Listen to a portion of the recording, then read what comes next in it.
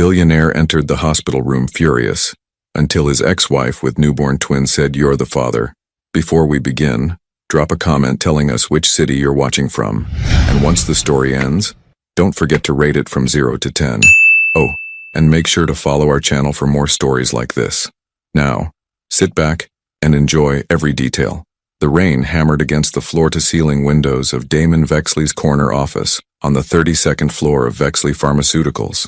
At 38, he was the kind of man who commanded attention without trying, 6'2" with broad shoulders that filled his custom-tailored charcoal suit perfectly. His dark hair was styled with precision, not a strand out of place, and his steel-gray eyes held the kind of focus that had built a billion-dollar empire before most men hit 40. Damon's fingers moved across his laptop keyboard with mechanical efficiency, reviewing quarterly projections that would determine the fate of 3 research facilities. Numbers didn't lie. Numbers didn't leave. Numbers made sense. Unlike his marriage. 7 months. That's how long it had been since Sylvie walked out of their Tribeca penthouse with nothing but 2 suitcases and a look in her hazel eyes that he still couldn't decode. The divorce papers cited irreconcilable differences, but Damon knew the real reason was simpler. He had never learned to speak her language. His phone buzzed. Unknown number. "Damon Vexley," he answered, not looking up from his screen. She was admitted to Mount Sinai Hospital about 2 hours ago. The voice was unfamiliar. Female. Urgent. Room 203. You need to come. Now. Who is this? Who was admitted? But the line was already dead. Damon stared at the phone, his jaw tightening. After months of Sylvie ignoring his calls, refusing to meet about their shared properties, now this. Some dramatic hospital stunt to force his hand in the final divorce proceedings. He'd seen this playbook before in his business dealings. Manufactured urgency to gain leverage. He grabbed his keys and coat, anger building with each step toward the elevator. If Sylvie thought she could manipulate him with whatever scheme this was, she had seriously miscalculated. The drive through Manhattan's evening traffic gave him time to build his case. Maybe she'd orchestrated some minor accident to delay the property settlement. Maybe she needed money and thought a hospital scare would soften his resolve. The Sylvie he'd married 3 years ago wouldn't have played games like this, but people changed. People left. Mount Sinai's sterile hallways smelled like disinfectant and broken promises. Damon's Italian leather shoes clicked against the polished floors as he found the elevator, his anger sharpening with each passing floor. 2nd floor. Maternity ward. His steps slowed. Maternity? Room 203 was at the end of a quiet corridor, lined with soft lighting and motivational posters about new beginnings. Through the partially open door, he could see a figure in the hospital bed, and his breath caught in his throat. Sylvie. She looked smaller than he remembered, her honey blonde hair pulled back in a messy bun, revealing the delicate curve of her neck. Her usually bright complexion was pale, almost translucent, and there were dark circles under her eyes that spoke of exhaustion deeper than sleep could cure. She wore a simple hospital gown, but even in that sterile environment, there was something luminous about her. And then he saw them. 2 tiny bundles, one cradled in each of her arms. Newborn, so small they seemed almost fragile, their little faces peaceful in sleep. The baby on her left had dark hair like his own. The one on her right had Sylvie's button nose. Damon's hand froze on the door handle. His mind, usually so quick to calculate and assess, went completely blank. Sylvie looked up and met his eyes. No tears, no drama, no manipulation. Just that same direct gaze that had first captivated him at a medical conference 4 years ago, when she'd challenged his presentation on pharmaceutical accessibility with the kind of intelligence that made his pulse quicken. "Before you say anything," she said, her voice steady despite the obvious fatigue, "you should know the truth." She shifted slightly, adjusting her hold on the babies with the kind of natural grace that suggested she'd been doing this for more than the few hours they'd been alive. "You're their father, Damon." The words hit him like a physical blow. He gripped the doorframe, his knuckles white against the pale wood. The man who had negotiated billion-dollar mergers, who had testified before Congress, who had never met a problem he couldn't solve with logic and determination, found himself completely speechless. One of the babies stirred, making a soft sound that seemed to echo in the sudden silence between them. Sylvie's hand moved instinctively to soothe the child, and in that gesture Damon saw a version of the woman he'd married, the one who'd always known how to heal things he didn't even realize were broken.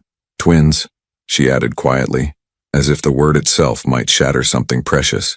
"Born 3 hours ago, 7 weeks early. but they're strong. Damon took a step into the room, then another, drawn forward by something he couldn't name.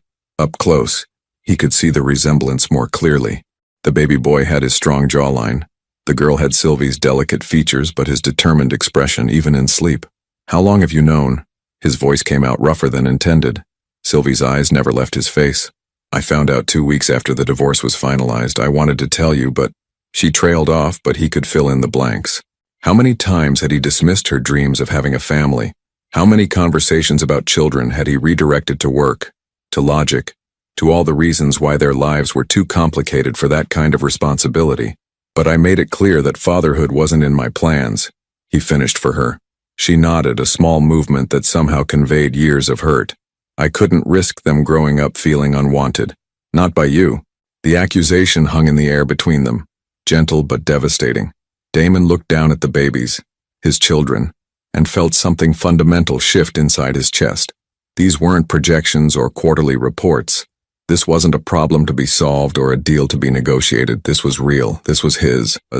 What kind of man walks away from his own children? What would you do if you discovered you were a father to twins you never knew existed? Damon remained frozen in the doorway, his expensive watch ticking away seconds that felt like hours. The soft beeping of medical equipment and distant sounds of the hospital corridor seemed muted, compared to the thundering of his own heartbeat. "May I?" he started, then cleared his throat. "May I come closer?" Sylvie studied his face for a long moment before nodding. "Close the door first. They've been through enough without strangers gawking." He did as she asked, his movements careful and deliberate. When he turned back, Sylvie was watching him with those perceptive hazel eyes that had always seen too much. Even exhausted and vulnerable, she possessed a quiet strength that had first drawn him to her at that medical conference, when she'd stood up in a room full of pharmaceutical executives and challenged his entire presentation with research he hadn't even considered. "Their names," he said, approaching the bed slowly. "Do they have names?" "Lucas and Emma." Sylvie's voice softened as she looked down at the sleeping infants. "Lucas James and Emma Rose." "James?" Damon's step faltered.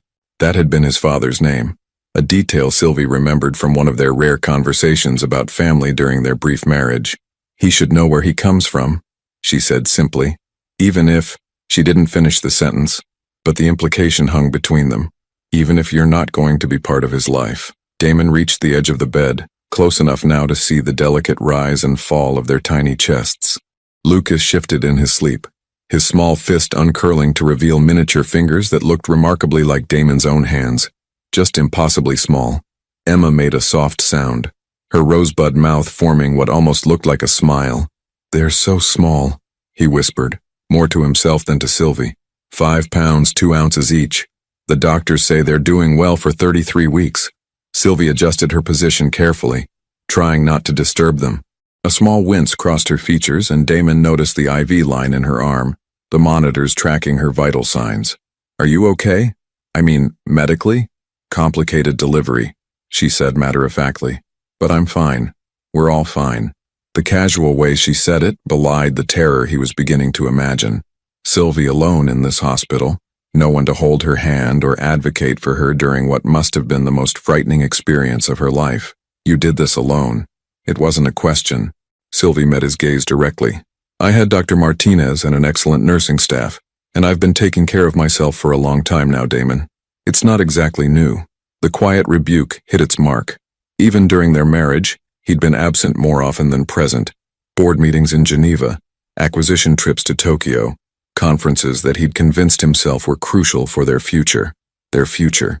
As if Sylvie had ever asked for the penthouse or the private jet or any of the material things he'd used to justify his absence. "I would have come," he said. "If I'd known." "Would you?" Sylvie's question was gentle but pointed. "Really? Or would you have tried to convince me that the timing wasn't right? That we should wait until after the Singapore merger? Or until you'd finished restructuring the European division?" Damon opened his mouth to argue, then closed it. Because she was right. The Damon of 7 months ago would have done exactly that, would have treated pregnancy like a business complication to be managed rather than a miracle to be celebrated. A knock on the door interrupted his thoughts. A woman in scrubs peered in. Dr. Martinez, according to her badge. She was in her 50s with kind eyes and silver-streaked hair pulled back in a practical ponytail. "Sorry to interrupt. I'm Dr. Martinez, Sylvie's obstetrician." She looked between them with professional discretion. I wanted to check on our new family and discuss some logistics. Dr. Martinez, this is Damon, Sylvie said carefully, the baby's father. If the doctor was surprised by this late introduction, she didn't show it. Mr. Vexley, Damon Vexley. He extended his hand, falling automatically into business mode. Mr. Vexley, I'm glad you're here. Sylvie's been remarkable through this whole process, but having support is important during recovery. Dr. Martinez moved to check Sylvie's chart on the tablet at the foot of the bed. The twins will need to stay in the NICU for observation, probably another week or two. Their lungs are developing beautifully, but we want to monitor them closely. NICU? Damon felt something cold settle in his stomach. Neonatal Intensive Care Unit, Sylvie explained, seeing his confusion. It's standard for premature babies. They're not in danger, just extra precautions. They're strong babies, Dr. Martinez added reassuringly. But born at 33 weeks, they need specialized care. Feeding tubes for now, temperature regulation, monitoring. Nothing unusual for their gestational age. Damon looked down at Lucas and Emma, so tiny and perfect in Sylvie's arms, and the full weight of what Sylvie had been carrying alone hit him like a freight train. Not just the physical demands of pregnancy and premature labor, but the emotional burden of every doctor's appointment, every worry, every decision made in solitude. What does she need? He asked Dr. Martinez. What do they need? Rest, primarily. Sylvie delivered via emergency C-section, so she'll be here for at least 3 more days. The babies will be moved to the NICU within the hour for monitoring. Dr. Martinez glanced at her tablet. After discharge, she'll need help at home. Newborn twins are challenging under the best circumstances. She won't be alone, Damon heard himself say. I'll make sure of that. Sylvie looked up at him sharply, surprise flickering across her features. Damon, you don't have to. Yes, I do. His voice was firm, certain in a way that surprised even him. These are my children too. Dr. Martinez smiled. Excellent. I'll leave you 3 to talk. Sylvie, try to rest. The next few weeks are going to be an adjustment for everyone. After the doctor left, silence settled over the room again. Sylvie was studying Damon's face with an expression he couldn't quite read. You said you'd make sure I wasn't alone, she said carefully. What does that mean exactly? Damon pulled the visitor's chair closer to the bed and sat down, bringing himself to eye level with his ex-wife and the children he was still struggling to believe were real. I don't know yet, he admitted. But I know I can't walk out of this room and pretend this didn't happen. I can't go back to quarterly reports and board meetings and act like I don't have 2 children who need me. Need you for what? Sylvie's voice carried a note of old hurt. Money? Support checks? A trust fund? No. Damon reached toward Lucas, then stopped, his hand hovering uncertainly over the sleeping baby. May I? Sylvie hesitated, then carefully transferred Lucas into Damon's arms. The baby felt impossibly light and warm, his small body fitting perfectly in the crook of Damon's elbow. Lucas opened his eyes, dark blue, like Sylvie's, and seemed to study his father's face with serious concentration. Hello, Lucas, Damon whispered, his voice rougher than intended. I'm sorry I'm late. When he looked up, Sylvie was watching them with tears gathering in her eyes. But before she could speak, the door opened again and 2 NICU nurses entered with a specialized transport incubator. Time to move the babies, one of them announced cheerfully. They're going to love their new digs in the NICU. As they prepared to transfer Lucas and Emma, Damon felt an unexpected surge of protectiveness. These strangers were taking his children away, and every instinct in his body rebelled against it. How often can we visit them? He asked. Parents can visit anytime, the nurse replied. 24/7 access. Parents. The word hit him like a revelation. He was a parent, and for the first time in his adult life, Damon Vexley had absolutely no idea what he was doing. 3 hours later, Damon stood in the NICU staring through the transparent walls of 2 tiny incubators. Lucas and Emma lay under warming lights, connected to monitors that tracked every breath, every heartbeat. The steady beeping had become a strange comfort, proof that they were fighting, surviving, thriving despite their early arrival into the world. He'd sent his driver home and dismissed the 3 urgent calls from his CFO about the Amsterdam acquisition. For the first time in his career, billion-dollar deals felt insignificant compared to the rise and fall of 2 tiny chests. You can touch them through the porthole openings, said Jennifer, the night nurse who'd been patiently answering his questions for the past hour. She was in her 30s with short auburn hair and the kind of calm competence that probably came from years of helping panicked new parents. Babies need human contact, even premature ones. Damon carefully slipped his hands through the openings of Lucas's incubator.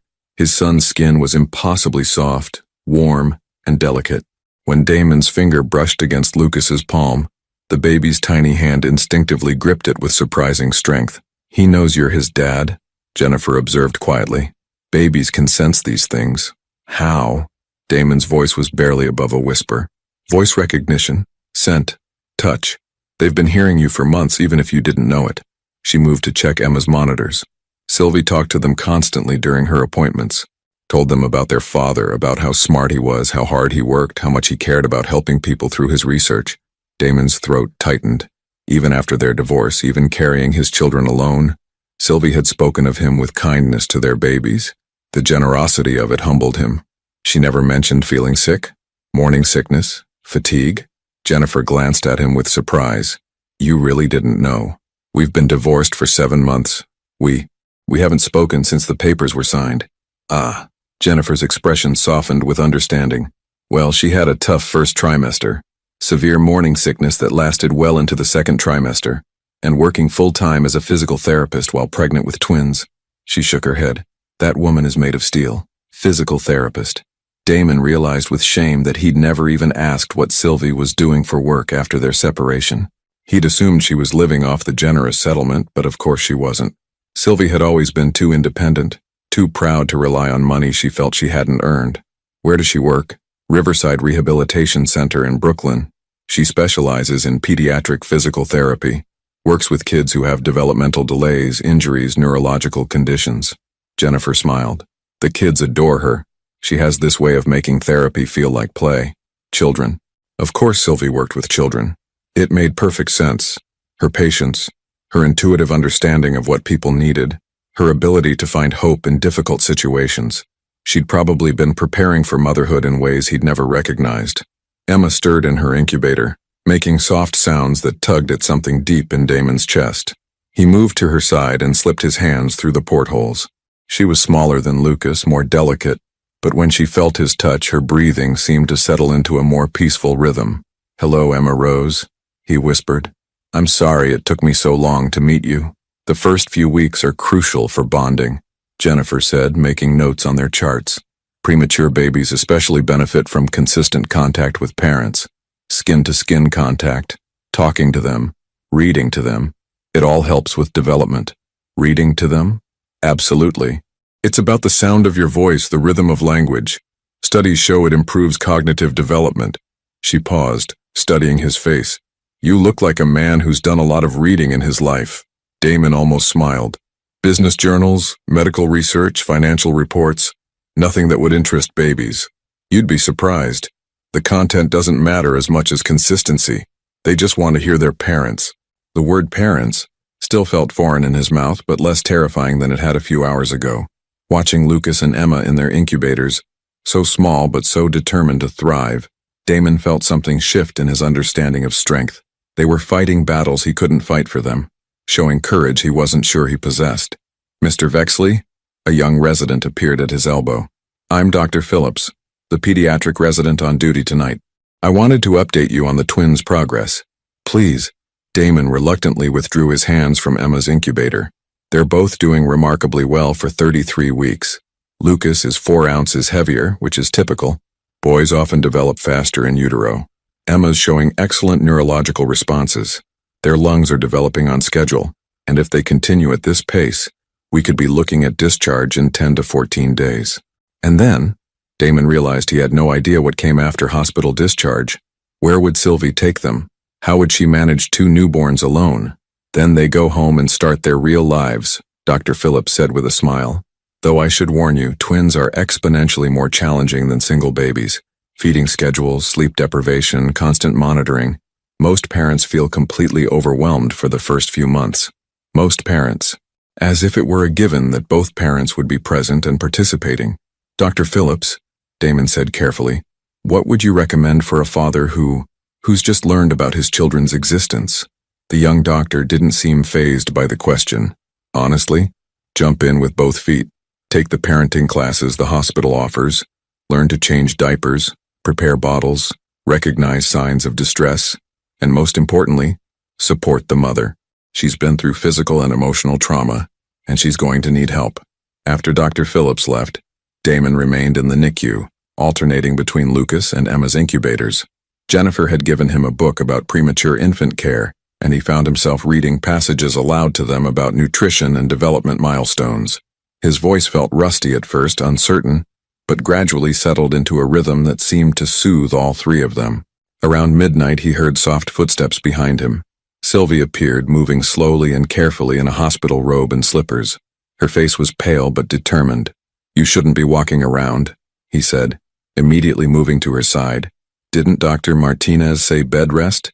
"I couldn't sleep." Sylvie's eyes went straight to the incubators. "I needed to see them. They're doing well. Dr. Phillips says they're ahead of schedule for their gestational age. They're fighters." Sylvie's voice carried fierce pride. "They've been fighting since the day I found out about them." She moved to Lucas's incubator, slipping her hands through the portholes with practiced ease. Her touch was confident, maternal, and Damon realized she'd probably been visiting them regularly since their birth, learning their needs, establishing routines he knew nothing about. "You've been here all evening," she observed, not looking at him. "I couldn't leave." "The Amsterdam deal?" Damon was surprised, she remembered. During their marriage, she'd listened patiently to his descriptions of complex negotiations, even when he knew the details bored her. "Postponed. Indefinitely?" "I don't know yet." He watched her gentle movements with Lucas, the way she seemed to instinctively know exactly how much pressure to apply, where to touch to comfort him. "I'm still figuring things out." Sylvie finally looked at him, and in the soft lighting of the NICU he could see the exhaustion in her features, but also something else. Hope, maybe, or just relief that she wasn't facing this alone anymore. "Damon," she said quietly, "I need you to understand something. I didn't keep this from you to hurt you. I kept it from you because I was afraid you'd try to do the right thing for all the wrong reasons."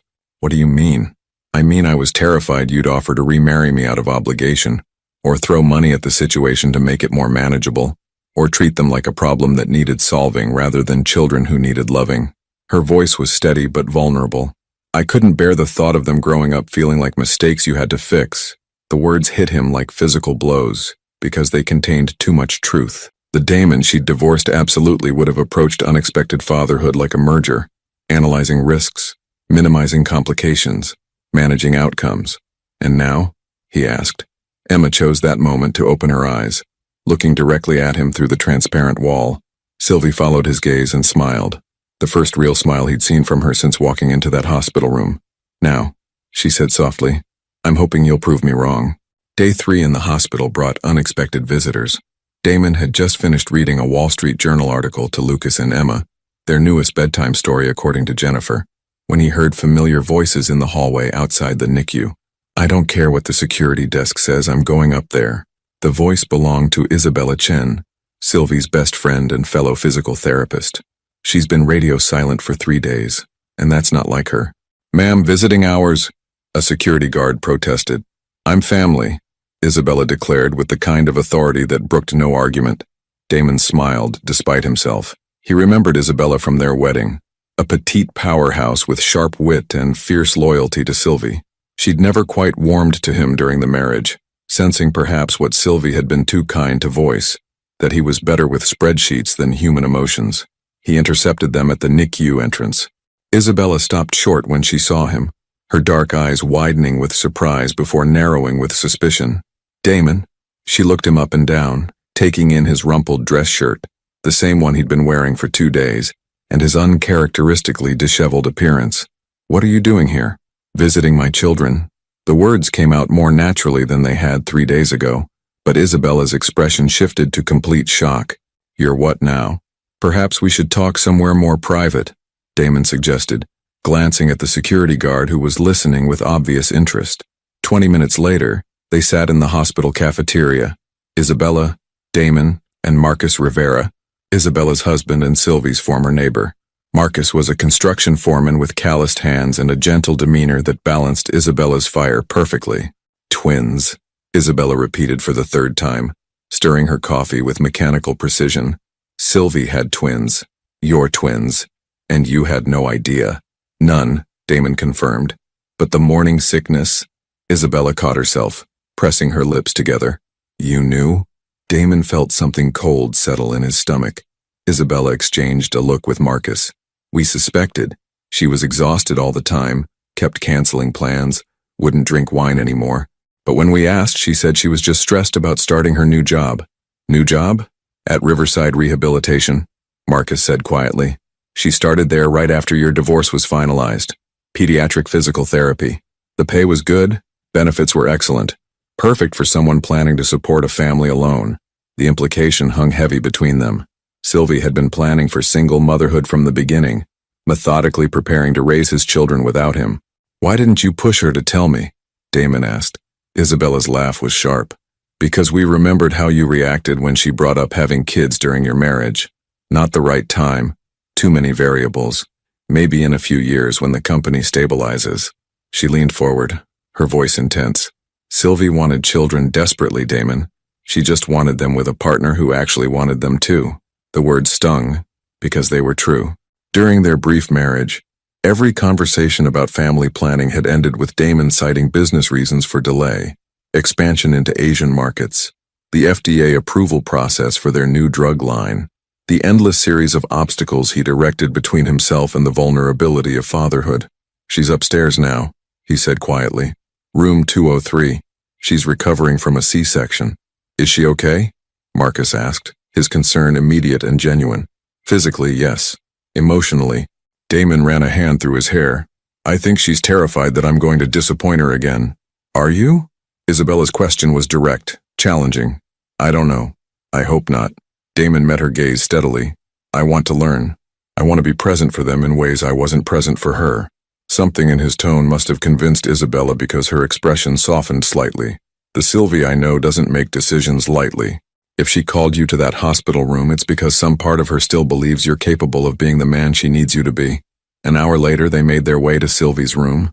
Damon could hear her laughter through the door, the first genuine laughter he'd heard from her since his arrival.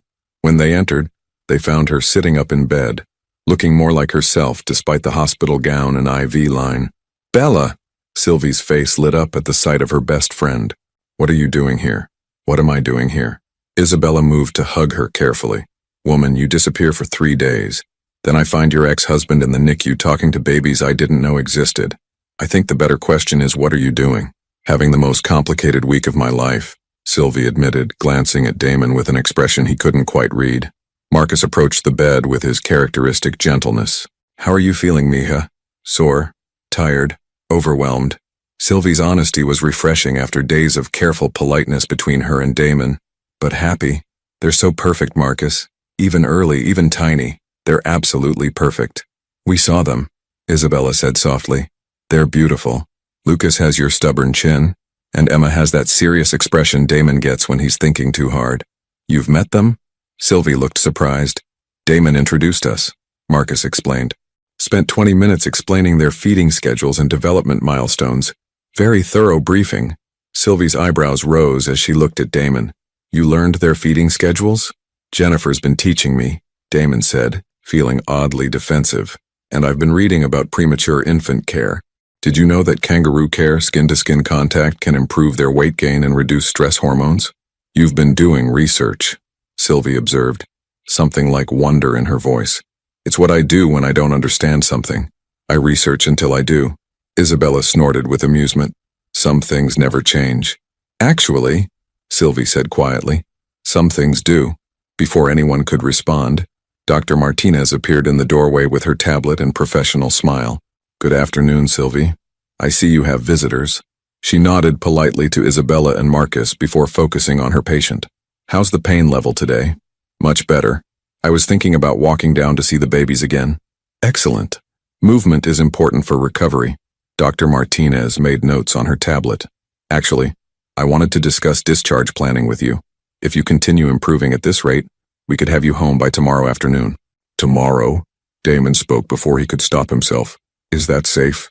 Mr. Vexley's C-section recovery typically requires a 3 to 4 day hospital stay for uncomplicated deliveries. Sylvie's healing beautifully. Dr. Martinez looked between them with the kind of professional neutrality that suggested she'd witnessed plenty of family dynamics. The babies, however, will need to remain in the NICU for at least another week. A week of driving back and forth, Isabella said thoughtfully. That's a lot of strain right after surgery. I'll manage, Sylvie said quickly. I always do. You don't have to manage alone, Damon heard himself say. I have a driver. I can arrange transportation whenever you need to visit them. Damon. Or I could stay closer to the hospital. There's a corporate apartment we keep for out-of-town executives 2 blocks away. I could coordinate my schedule with yours, make sure you're never driving while you're still recovering. Sylvie stared at him with an expression of complete bewilderment. You want to coordinate schedules? You want to arrange transportation? Who are you and what did you do with my ex-husband? Marcus chuckled. Maybe becoming a father changes a man's priorities.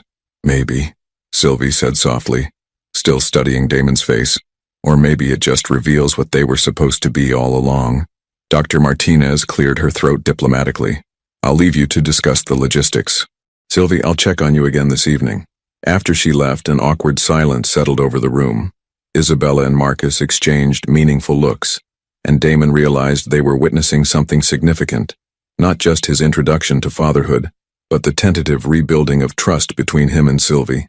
The corporate apartment, Sylvie said finally. It has more than 1 bedroom? It's a 3-bedroom unit, fully furnished. Damon felt his heart rate accelerate. You and the babies could stay there when they're discharged. Closer to the hospital if there are any complications, and he trailed off, unsure how to finish the sentence.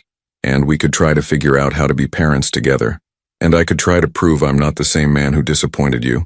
And maybe, if I'm very lucky, I could earn a second chance at the family I was too stupid to appreciate the first time. And, Sylvie prompted, and I could learn to change diapers without supervision, he finished lamely. Isabella burst into laughter. Oh my God, you really are terrified. Completely, Damon admitted, but I'm more terrified of missing this than I am of failing at it. Sylvie was quiet for a long moment, her hazel eyes searching his face for something he hoped she would find. Okay, she said finally. We'll try the apartment, temporarily, until they're stable and I'm recovered enough to manage on my own. It wasn't a declaration of love or forgiveness, but it was a chance. And for now, that felt like everything. The corporate apartment on East 68th Street felt like a museum. All sleek lines, neutral colors, and furniture that looked expensive but unlived in. Damon stood in the master bedroom, watching Sylvie slowly unpack the small duffel bag Isabella had brought from her Brooklyn apartment.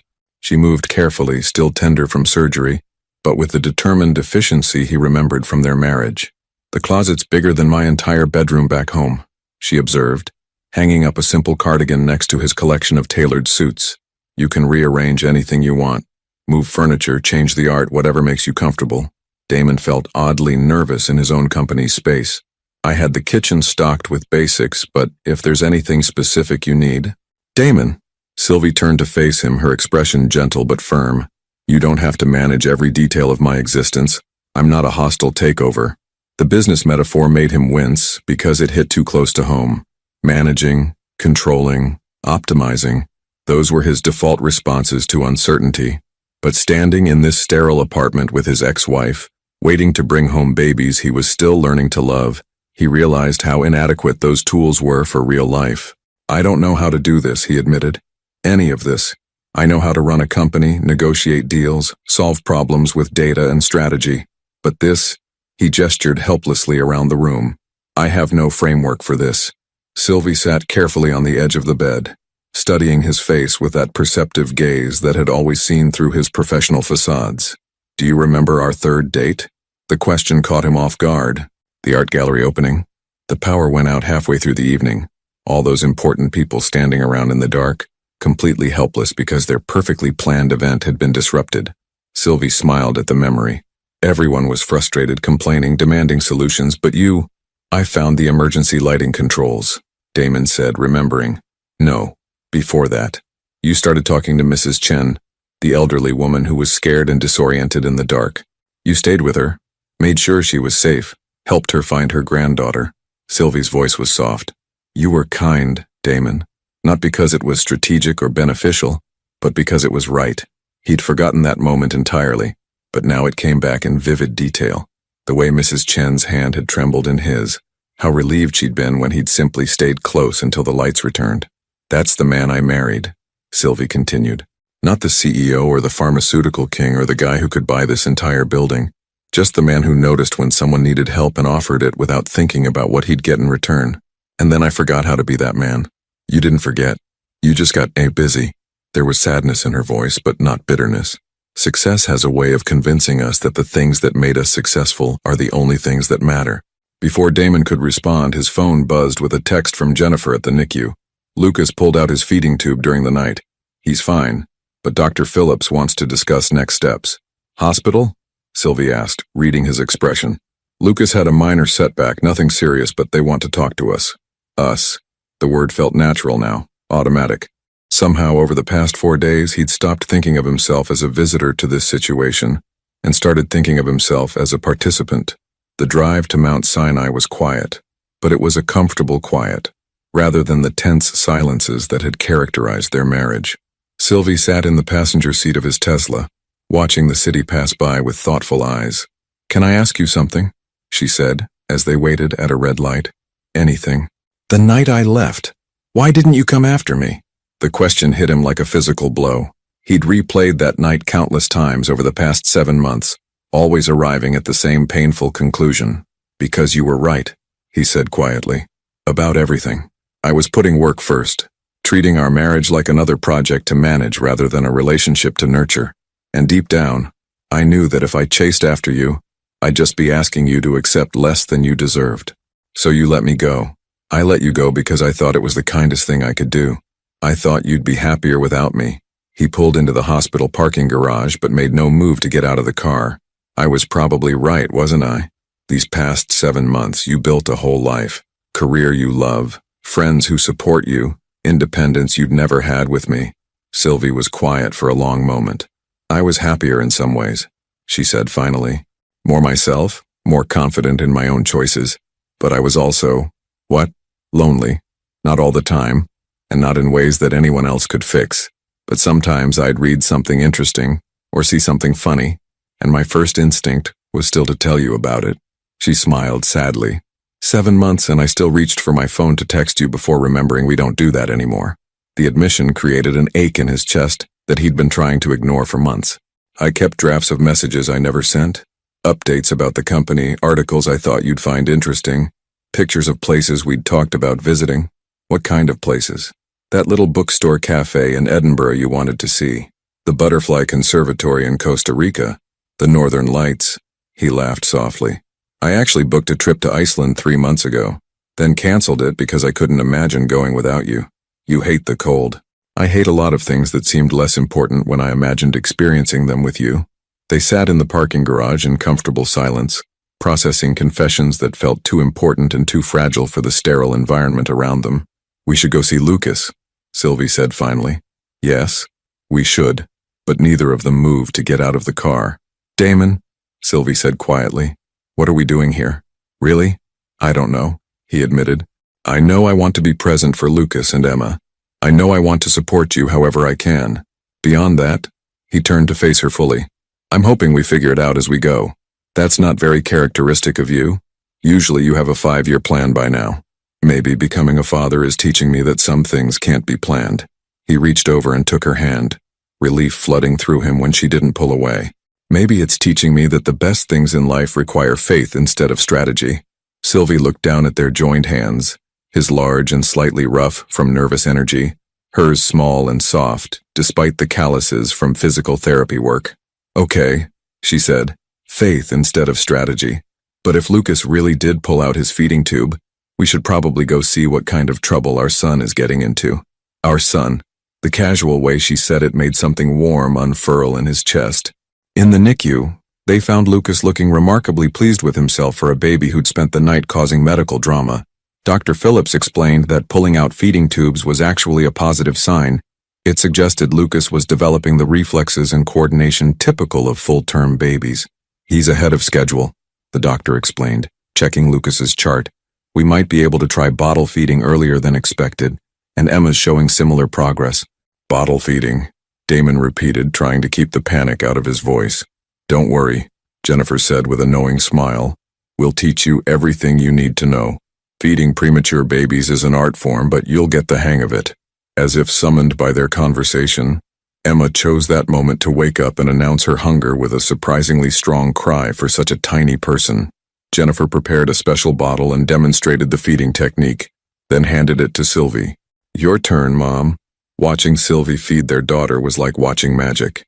Emma settled immediately in her mother's arms, tiny hands grasping at Sylvie's fingers while she ate. Sylvie's face was soft with wonder and love, and Damon realized this was what he'd been missing all along. Not just the mechanics of parenthood, but the profound intimacy of caring for someone who depended on you completely. "Would you like to try with Lucas?" Jennifer asked him. Damon's hands shook slightly as he accepted the bottle and settled into the rocking chair next to Lucas's incubator. But when his son was placed in his arms, something clicked into place. Lucas looked up at him with those serious, dark eyes, and Damon felt the last of his reservations dissolve. "Hello, son," he whispered. "Let's figure this out together." And for the first time since walking into that hospital room 5 days ago, Damon Vexley felt like he might actually know what he was doing. 3 weeks later, Damon's carefully reconstructed world came crashing down with a single phone call. He was in the NICU's family room, assembling a breast pump while Sylvie napped in the nearby recliner. Lucas and Emma had been cleared for discharge the following day, and the apartment was finally ready. Cribs assembled, monitors installed, enough diapers to supply a small army. For the first time since becoming a father, Damon felt like he had everything under control. His phone buzzed. Richard Blackstone. The name alone made his stomach clench. "I need to take this," he murmured to Sylvie, who was stirring awake. "Damon?" Blackstone's voice was crisp, predatory. "I hope you've enjoyed your little sabbatical, but playtime is over."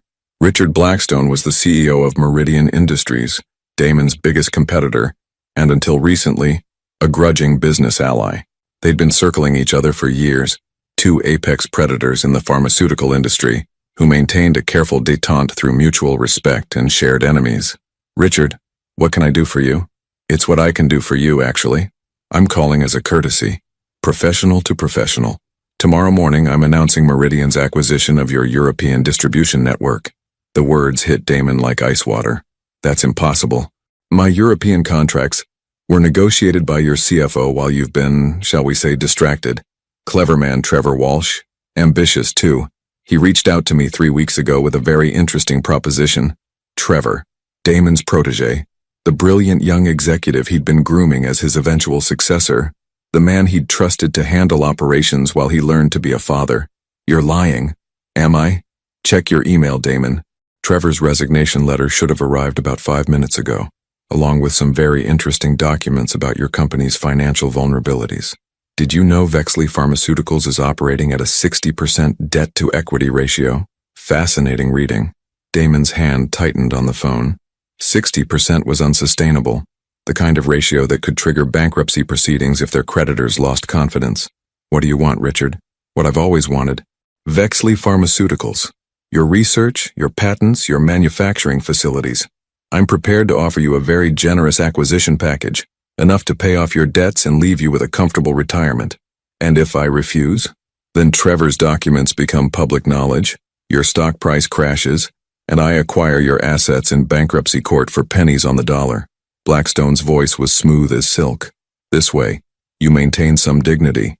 You can even spin it as a strategic merger if you're clever about the press release. I need time to consider. You have until tomorrow afternoon. After that, the offer expires and my lawyers file the paperwork to freeze your assets pending investigation of financial irregularities. Blackstone paused, and when he spoke again, his tone carried mock sympathy. I'm sorry the timing is inconvenient. I heard congratulations are in order. Twins, I believe. Such a shame when family responsibilities interfere with business judgment. The line went dead, leaving Damon staring at his phone in stunned silence. In the space of 5 minutes, everything he'd built over 15 years had crumbled to dust. Damon? Sylvie was sitting up in the recliner, her expression concerned. What's wrong? He opened his laptop with shaking fingers, pulling up his email. Trevor's resignation was there, along with financial documents that painted a devastating picture of his company's instability. While Damon had been learning to change diapers and reading bedtime stories to premature babies, Trevor had been systematically undermining the business from within. Damon, you're scaring me. What happened? I'm being forced out of my own company. His voice sounded hollow, disconnected. 15 years of work and I'm losing everything because I wasn't paying attention. Sylvie moved to sit beside him, scanning the documents on his screen. As a physical therapist, she didn't understand all the financial terminology, but she could read the devastation in his expression. "Explain it to me," she said quietly.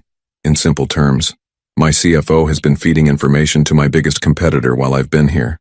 They've structured a hostile takeover, and I have less than 24 hours to either sell to them at a fraction of my company's worth or watch them destroy it completely." Damon closed the laptop and buried his face in his hands. "I built that company from nothing, Sylvie.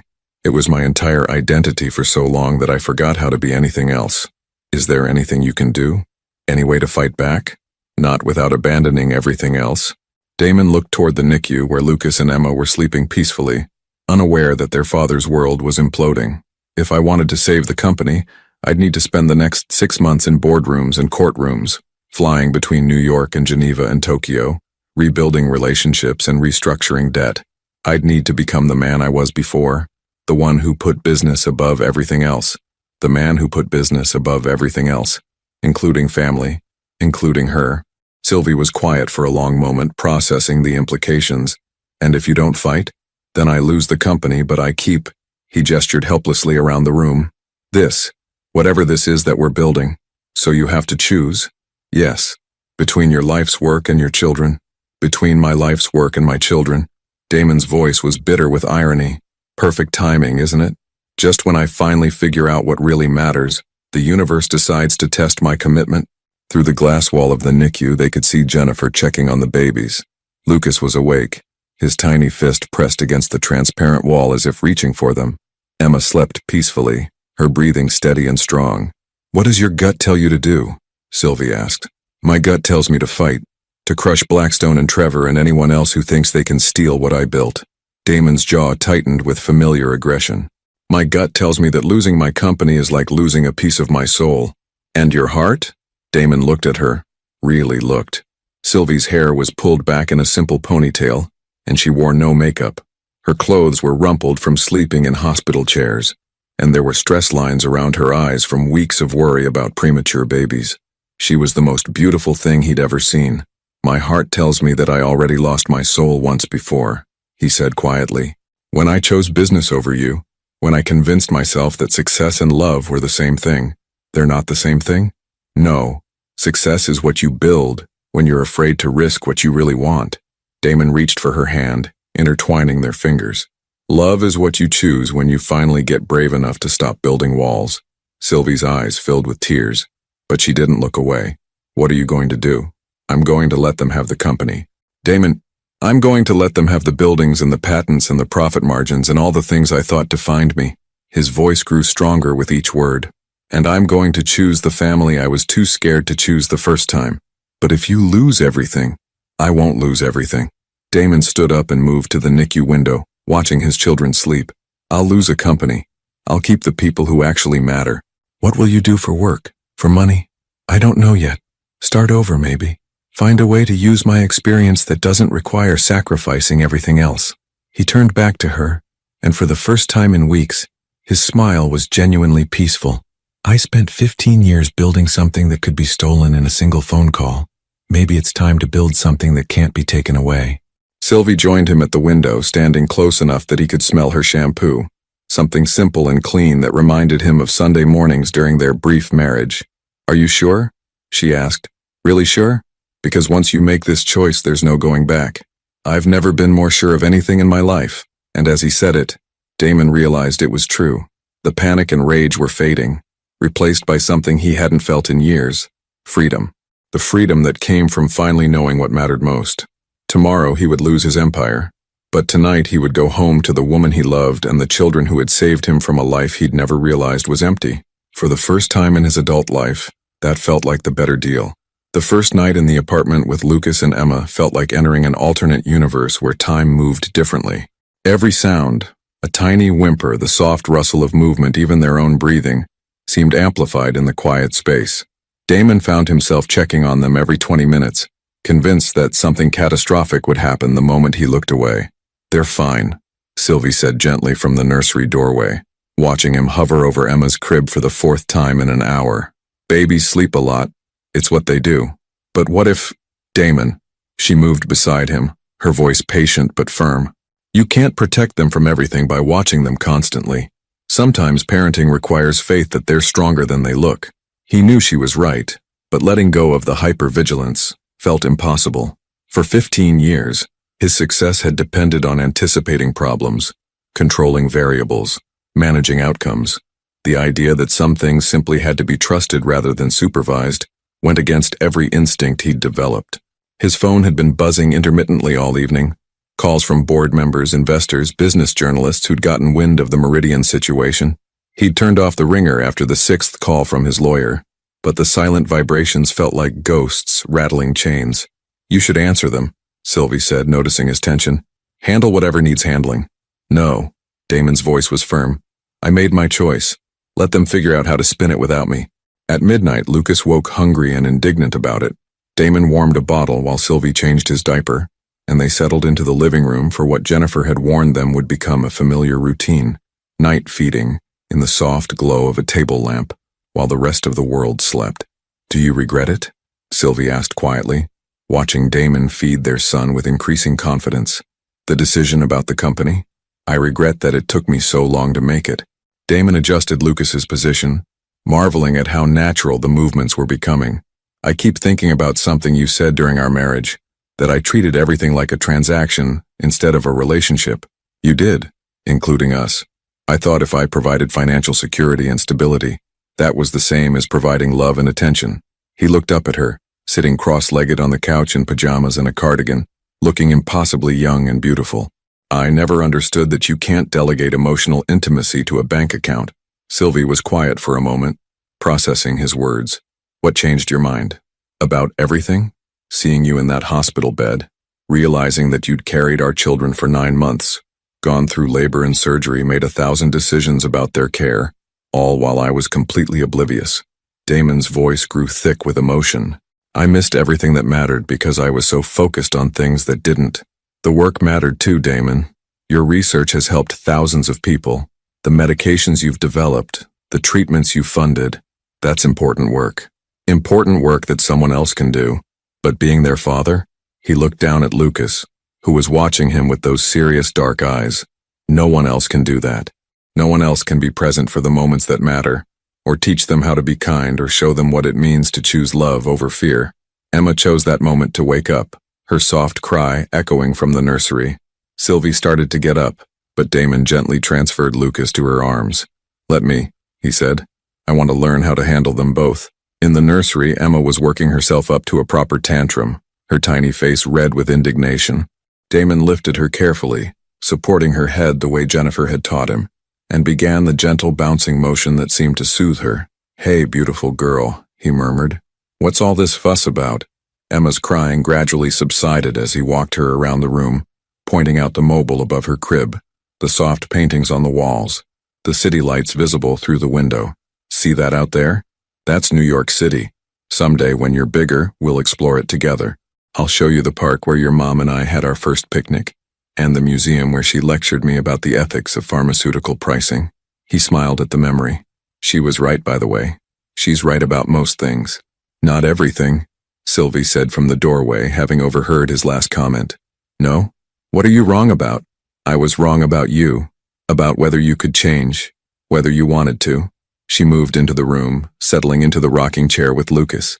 I thought you were too set in your ways, too invested in being the person your success had made you. I thought choosing work over family was just who you were.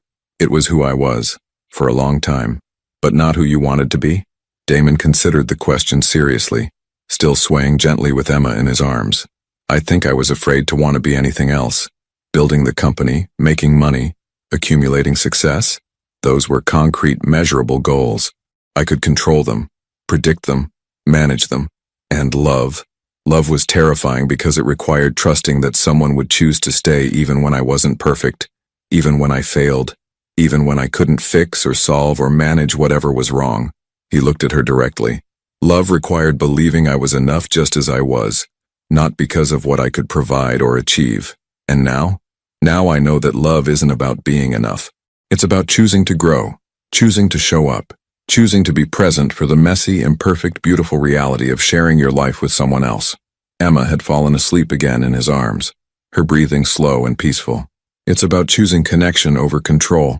Sylvie was quiet for a long moment, studying his face in the soft light from the hallway.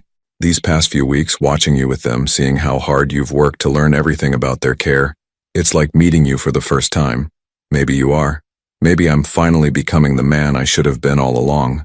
Or maybe, Sylvie said softly, you're becoming the man you were before you convinced yourself that achievement was more important than joy. They sat in comfortable silence, each holding a sleeping baby, processing the magnitude of how much their lives had changed in less than a month. The apartment felt different now, not like a corporate housing unit, but like a home. Lived in, loved in, real. Damon, Sylvie said eventually, what happens now? With us, I mean. It was the question he'd been avoiding. The conversation they'd been dancing around since the day she'd told him he was a father. Their marriage had ended for good reasons, but those reasons felt distant now, almost irrelevant compared to the family they were building together. I don't know, he admitted. I know I want to be part of their lives every day. I know I want to be part of your life if you'll let me. Beyond that, he shrugged helplessly. I'm making this up as I go along. That's very unlike you. Everything about this is unlike me. 6 months ago, if someone had told me I'd give up my company to change diapers and read bedtime stories, I'd have had them committed. Damon smiled, looking down at Emma's peaceful face. Turns out, some of the best decisions can't be made with spreadsheets and market analysis. Just with your heart? Just with your heart. Sylvie stood up carefully, still cradling Lucas. Come on, let's put them back to bed and get some sleep ourselves. Tomorrow's going to be a big day. Why tomorrow? Because tomorrow we wake up as a family and figure out what that means. She paused at the nursery door, looking back at him with an expression that was equal parts hope and uncertainty. And because tomorrow, you start your new life as a man who chose love over everything else.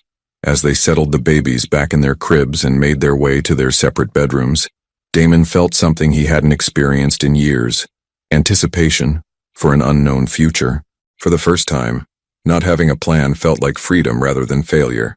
And when he fell asleep an hour later, it was to the sound of his children breathing peacefully in the next room, and the knowledge that he was exactly where he belonged. 2 weeks into their new routine, Sylvie was beginning to believe that maybe, just maybe, they were going to make this work. Damon had thrown himself into fatherhood with the same intensity he'd once reserved for corporate mergers, learning everything from sleep schedules to infant CPR with meticulous dedication. Watching him sing off-key lullabies to Emma at 3 in the morning, or research organic baby food recipes had become her favorite form of entertainment, which is why the woman standing at their apartment door felt like a sledgehammer to her carefully constructed sense of security. Hello, Sylvie. Victoria Sterling smiled with perfectly white teeth that had never needed orthodontics. She was tall, elegant, and expensively dressed in a way that screamed old money and exclusive boarding schools. Her platinum blonde hair was styled in a flawless bob, and her emerald green eyes assessed Sylvie with the kind of cool calculation that suggested she was accustomed to getting whatever she wanted. I'm sorry. Do we know each other? Sylvie kept her hand on the doorframe, blocking the entrance to the apartment where Lucas and Emma were napping. Victoria Sterling.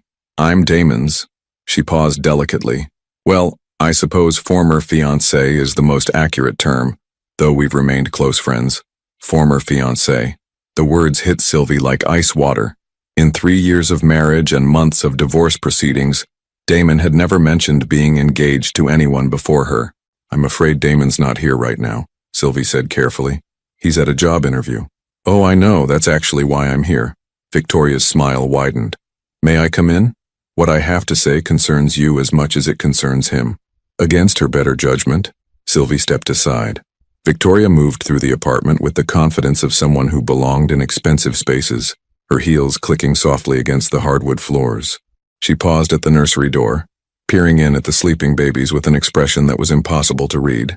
They're beautiful, she said, though something in her tone suggested the compliment was obligatory rather than genuine. Damon always said he didn't want children. People change, do they? Victoria turned back to Sylvie with that calculating smile. In my experience, people simply reveal who they've always been underneath the pretenses. Sylvie gestured toward the living room, wanting to get this conversation away from her sleeping children. What exactly did you want to discuss? Victoria settled gracefully onto the couch, crossing her legs and smoothing her skirt with practiced elegance. I wanted to talk to you about Damon's current situation. His financial difficulties. I'm not sure that's any of your business. Actually, it is. You see, I represent the Sterling Foundation, my family's philanthropic organization. We've been following the Meridian situation with great interest. Victoria opened her designer handbag and withdrew a leather portfolio. We're prepared to offer Damon a very generous opportunity. What kind of opportunity?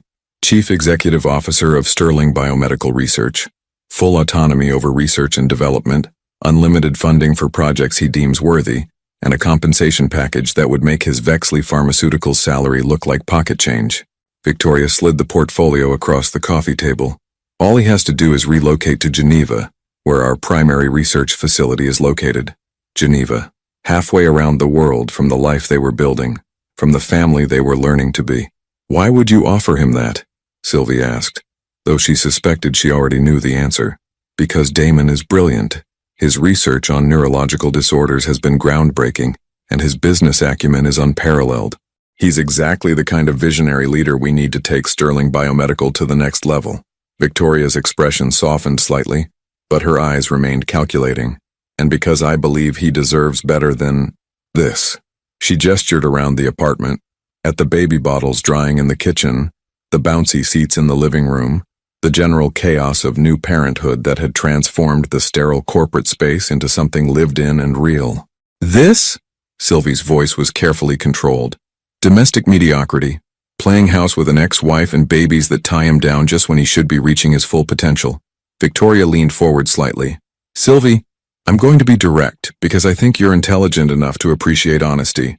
Damon is going through a crisis right now, losing his company, feeling displaced and uncertain about his identity. It's natural that he'd cling to the first thing that makes him feel needed and important again. You think that's what this is? Some kind of rebound situation? I think he's a man who's always defined himself by his achievements, and suddenly he has no achievements left except being a father to children he never planned to have. Victoria's voice was gentle but ruthless. How long do you think it will be before the novelty wears off? Before he starts resenting the limitations, the sleepless nights, the complete loss of the freedom that allowed him to build an empire?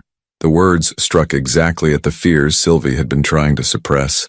In her darkest moments, usually during the 4 a.m. feedings when exhaustion made everything seem impossible, she'd wondered the same thing. How long before Damon realized that fatherhood was a relentless, often thankless job that offered none of the validation or recognition he'd spent his adult life pursuing? He chose this, Sylvie said quietly.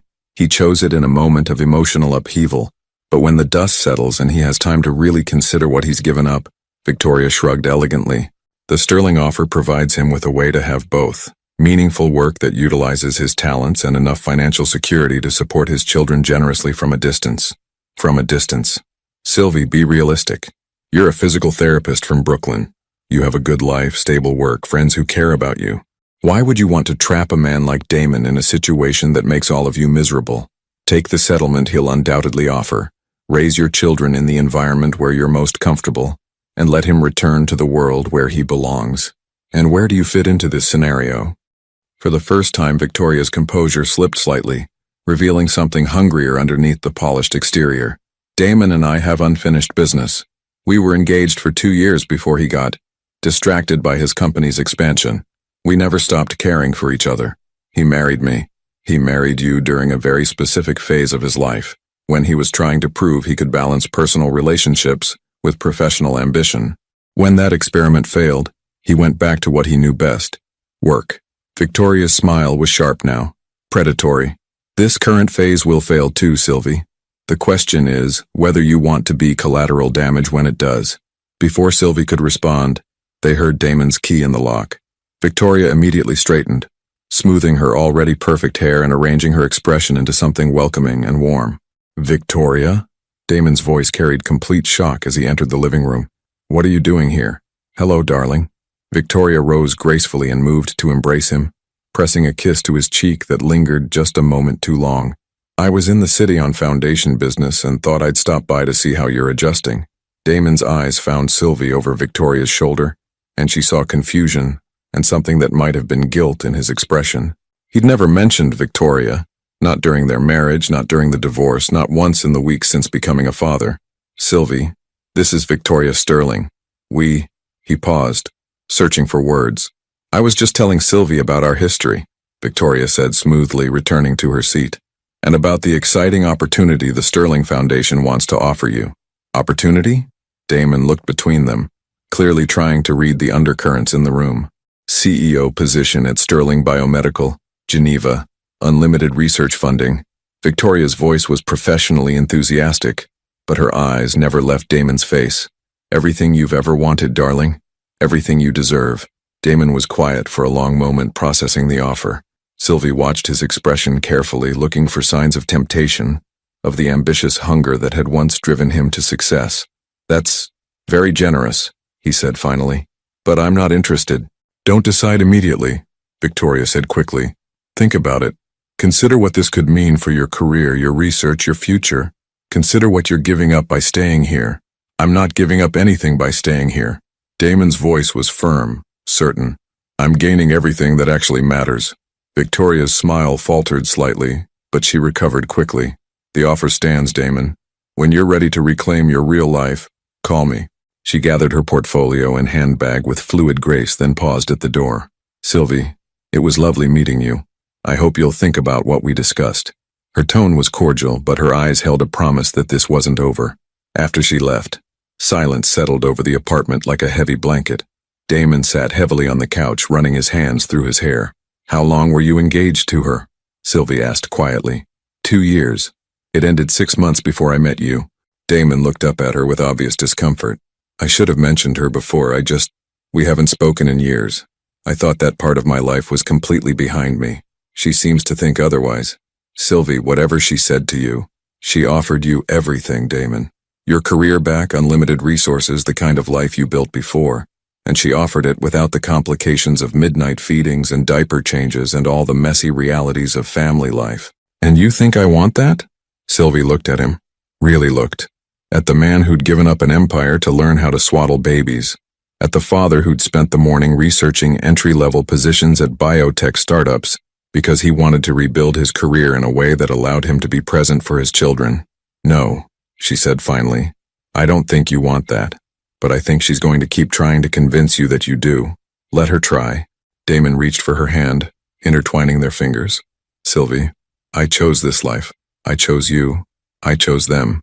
And I'm going to keep choosing us every day until you believe that I mean it. From the nursery came the soft sound of Emma waking from her nap, ready for attention and probably a bottle. As Damon stood to go to her, Sylvie felt a chill that had nothing to do with the air conditioning. Victoria Sterling wasn't going away, and something told her that this was only the beginning. The photographs arrived on a Thursday morning while Damon was at his second interview with Meridian Therapeutics, a small biotech startup that had offered him a research director position at 1/10 of his former salary. Sylvie found the manila envelope slipped under their door, her name written in elegant script across the front. Inside were a dozen professional photographs, spanning what appeared to be several years. Damon and Victoria at charity galas, their arms around each other with the casual intimacy of a long-established couple. Damon and Victoria on what looked like a Mediterranean yacht, both tanned and laughing at some private joke. Damon and Victoria at what was clearly an engagement party, her left hand prominently displaying a diamond that dwarfed anything Sylvie had ever owned. But it was the last photograph that made Sylvie's hands shake. Damon and Victoria in what appeared to be a hotel room, caught in an intimate embrace. The timestamp in the corner read just 8 months ago, 1 month before Damon and Sylvie's divorce was finalized. A single note was paperclipped to the back. Some habits are harder to break than others. Ask him about Prague. V. Sylvie sank onto the couch, staring at the image that seemed to mock everything she'd begun to believe about Damon's transformation. 8 months ago, while she'd been struggling through her first trimester alone, convinced that she was protecting her unborn children from a father who didn't want them, Damon had been in Prague with his ex-fiancée. The front door opened just as she was shoving the photographs back into the envelope. How did the interview go? She asked, her voice carefully neutral. Better than expected. They're interested in my neurological research, and they're willing to let me work flexible hours. Damon's excitement was obvious as he moved toward the kitchen. The salary's not much, but it's a start. And Dr. Kim, she's the founder. She actually has twin boys herself, so she understands the whole work-life balance thing. That's wonderful. Sylvie kept the envelope behind her back, torn between confronting him immediately and waiting until she could process what she'd seen. You don't sound like you think it's wonderful. Damon stopped in the kitchen doorway, studying her expression with the kind of attention that had made him successful in business negotiations. What's wrong? Nothing. I'm just tired. Emma was up half the night with gas. It wasn't entirely a lie. Emma had been fussy, but it wasn't the truth either. Damon's eyes narrowed slightly, and Sylvie realized he could read her tells as easily as she could read his. Sylvie, what happened while I was gone? Before she could answer, Lucas started crying from the nursery, the kind of escalating wail that suggested he was working up to a full meltdown. Damon immediately headed toward the sound, and Sylvie used the distraction to hide the envelope in her bedroom. For the rest of the day, she moved through their routine like an actress playing a role. She fed Emma and Lucas. She laughed at Damon's terrible jokes. She listened to him read financial projections from his potential new employer with enthusiasm that felt increasingly hollow. But every time she looked at him, she saw that hotel room photograph. Every time he touched her hand or smiled at her with genuine warmth, she wondered if he was thinking about Victoria. Every time he talked about their future together, she wondered if he was simply biding his time until a better opportunity, professional or personal, presented itself. By evening, the strain was showing. She was shorter with him than usual, distracted during dinner, and when he suggested watching a movie together after the babies were asleep, she claimed exhaustion and retreated to her bedroom. She was lying in bed staring at the ceiling when she heard the soft knock on her door. Sylvie, can we talk? She considered pretending to be asleep, but the gentle persistence in his voice told her he wasn't going to give up easily. Come in. Damon entered carrying 2 cups of tea, offering her one as he sat carefully on the edge of her bed. In the soft light from her bedside lamp, he looked tired and concerned, but also determined. I know something's wrong, he said without preamble. You've been different since I got back from the interview. Distant. Whatever it is, I'd rather deal with it directly than pretend everything's fine when it obviously isn't. Sylvie sat up against her pillows, accepting the tea but not drinking it. Do you remember Prague? The question hit him like a physical blow. She watched the color drain from his face, watched his jaw tighten with what looked like guilt and regret. Victoria told you about Prague. Victoria showed me. Sylvie reached into her nightstand drawer and withdrew the envelope, pulling out the hotel room photograph. This is from 8 months ago, Damon, while I was pregnant and alone, dealing with morning sickness and trying to figure out how I was going to raise twins by myself. Damon took the photograph with shaking hands, staring at it as if he could make it disappear through sheer force of will. It's not what it looks like, he said quietly. Really? Because what it looks like is you having an affair with your ex-fiancé while your wife was carrying your children. We weren't married 8 months ago. We'd been divorced for months. Technically divorced, but emotionally? Sylvie's voice was sharp with hurt. I was still your wife in every way that mattered. I was still carrying your children, still hoping we could find a way back to each other. Sylvie, were you sleeping with her? The question came out rawer than she'd intended, but she needed to know. During our separation, during the divorce proceedings after, were you sleeping with Victoria? Damon was quiet for a long time, and his silence was answer enough. Yes, he said finally. Not during our marriage. Never during our marriage. But after you left, when I was angry and hurt, and convinced that our divorce proved I was incapable of sustaining a real relationship.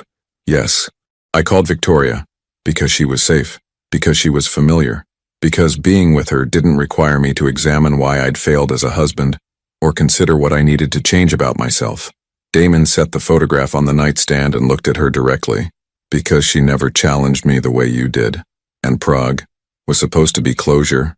She'd been pushing for us to get back together. And I thought maybe she was right.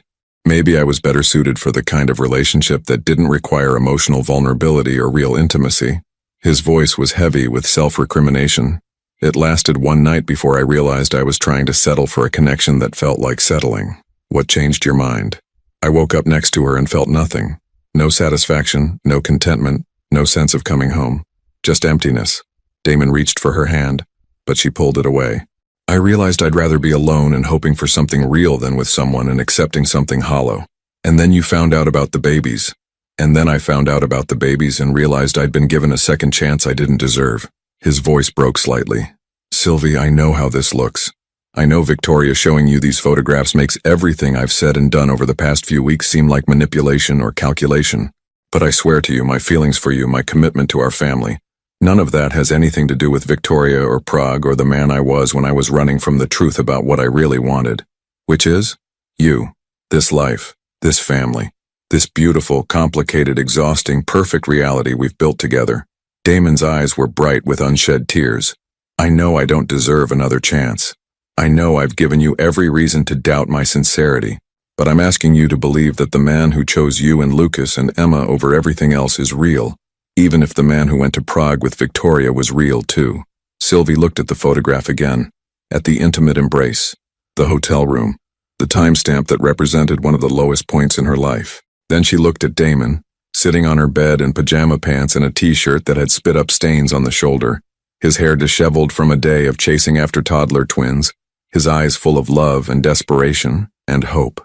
I want to believe you, she said quietly, but I'm scared that Victoria's right, that this domestic life will lose its appeal when you remember what it feels like to be powerful and successful and desired by women who don't have stretch marks and baby weight and exhaustion written all over their faces.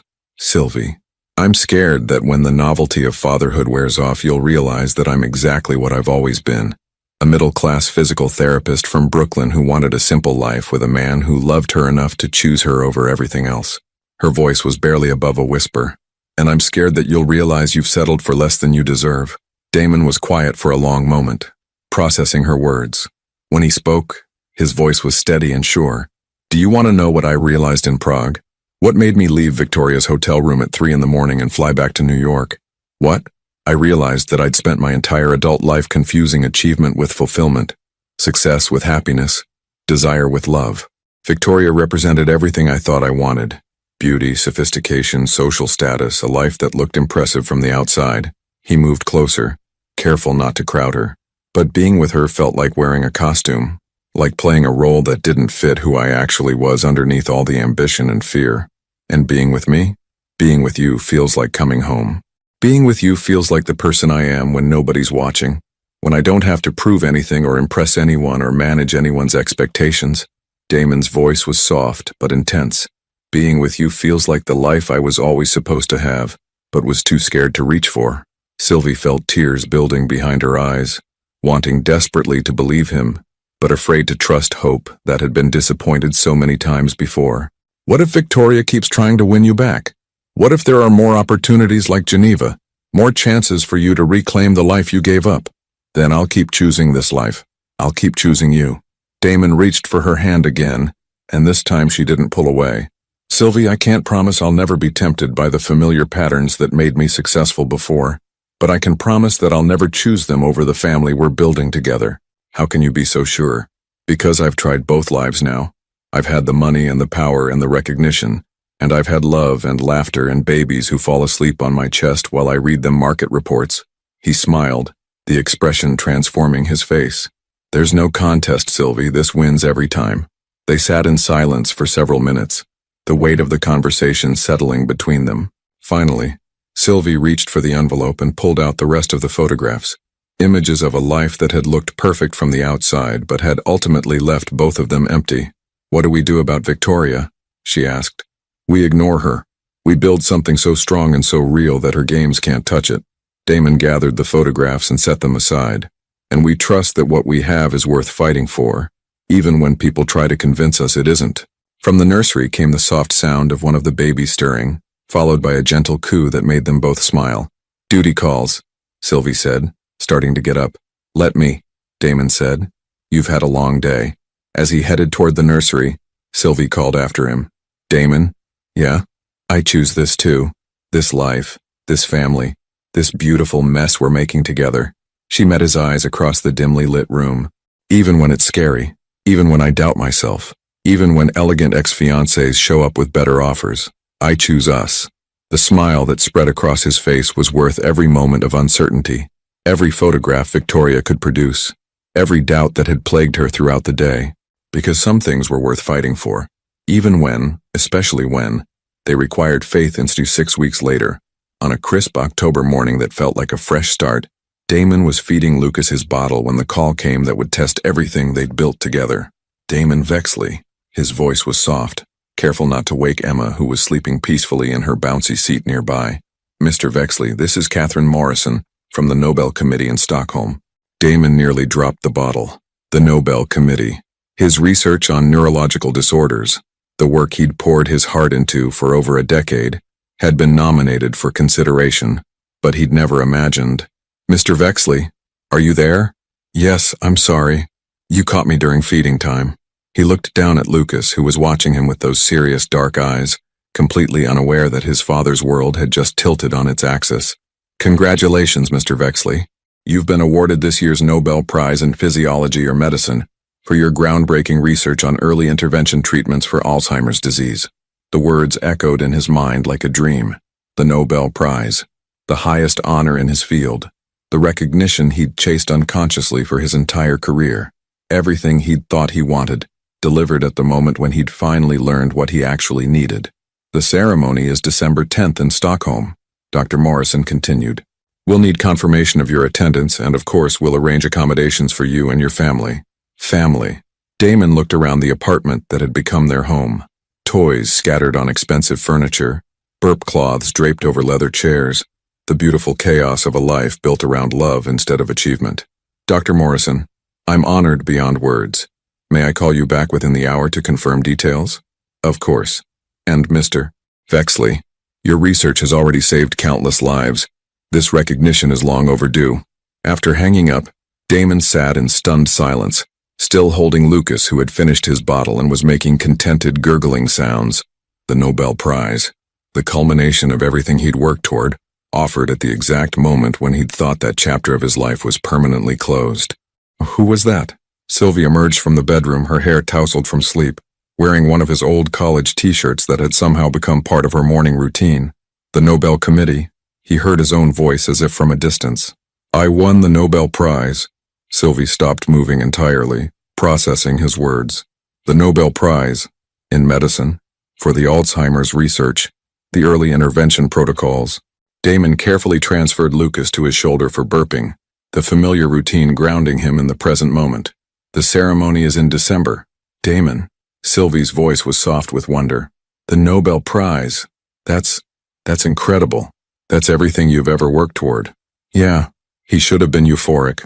Should have been calling colleagues and scheduling press interviews and planning acceptance speeches. Instead, he felt oddly detached, as if the achievement belonged to someone else entirely. "I need to call them back to confirm attendance." "You need to what?" Sylvie moved to sit beside him on the couch. "Damon, this isn't a decision. This is the Nobel Prize. Of course you're going." "We're going. If we're going." He looked at her seriously. "Sylvie, I'm not doing anything that takes me away from this family for more than necessary. If we can't all go to Stockholm, then I'll accept the award remotely." "That's ridiculous. The babies are too young for international travel, and I can't leave them for a week in December. You have to go alone." "No." His response was immediate. "Certain. I'm not spending a week in Stockholm being celebrated for research I did when I was a different person, surrounded by colleagues who represent everything I used to think was important. I'm not going back to that world without you." "Damon, this is the Nobel Prize. And this is my family." He gestured around the apartment at Emma sleeping peacefully, at Lucas making happy sounds against his shoulder, at Sylvie in her rumpled t-shirt looking more beautiful than any woman in an evening gown. "This matters more." Before Sylvie could respond, there was a sharp knock at the door. Damon handed Lucas to her and went to answer it, not entirely surprised to find Victoria Sterling standing in the hallway. Word traveled fast in their professional circles. "Congratulations," she said, her smile bright and predatory. "I just heard from colleagues in Stockholm. The Nobel Prize, Damon. I'm so proud of you." "Thank you." He didn't invite her in, but she moved past him anyway with the confidence of someone who'd never been denied access to anything she wanted. "You must be thrilled," Victoria continued, taking in the domestic scene.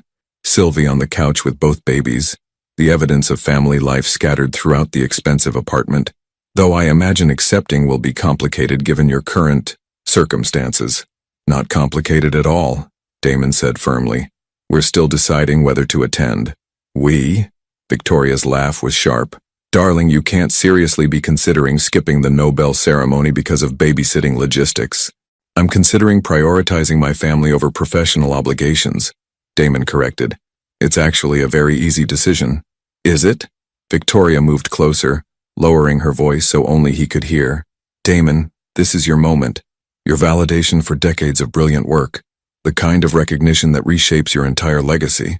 My legacy is sleeping in that bouncy seat. Your legacy is the research that will save millions of lives." The Nobel Prize isn't just about you, it's about honoring the work itself, the patients who will benefit, the scientific community that needs leaders like you. Victoria's voice was persuasive, reasonable. You owe it to more than just yourself to be there. From the couch, Sylvie was watching their conversation with growing tension. Damon could see the doubt creeping into her expression, the old insecurities that Victoria's presence always triggered. Besides, Victoria continued, it's not as if this prevents you from being a devoted father. Accept the prize, give your speech, take a few meetings with research institutions that are dying to work with a Nobel laureate. You could be back in New York within a week away from 6-week-old babies, a week investing in their future. Do you really think Sylvie wants to be the woman who kept a Nobel Prize winner from accepting his award? Do you think your children will thank her for that when they're older? The manipulation was expertly done, and Damon felt the familiar pull of old ambitions, old definitions of success and importance. For just a moment, he could see it, the ceremony, the recognition, the validation from peers who had always respected his work, the return to a world where his value was quantifiable and his achievements were celebrated. Damon, Sylvie's voice was quiet, but it cut through Victoria's persuasion like a blade. Can you come here for a minute? He moved to the couch, sitting beside her while Victoria watched with calculating eyes. If you want to go to Stockholm, you should go, Sylvie said softly. This is the Nobel Prize. This is important. Not more important than this, but important in its own way. She shifted Emma to one arm and reached for his hand with the other. And I think maybe you need to go. Not because Victoria's right about legacy or obligation, but because you need to see that world again with new eyes. What do you mean? I mean you need to stand in that room full of brilliant people being celebrated for changing the world, and choose to come home to us anyway. Sylvie's voice was steady, sure. Not because you have to, not because you're trapped by circumstances, but because this life, our life, is the one you actually want. Damon stared at her, understanding dawning. You want me to go to Stockholm. I want you to stop running from who you used to be and start integrating all the parts of yourself. The brilliant researcher and the devoted father.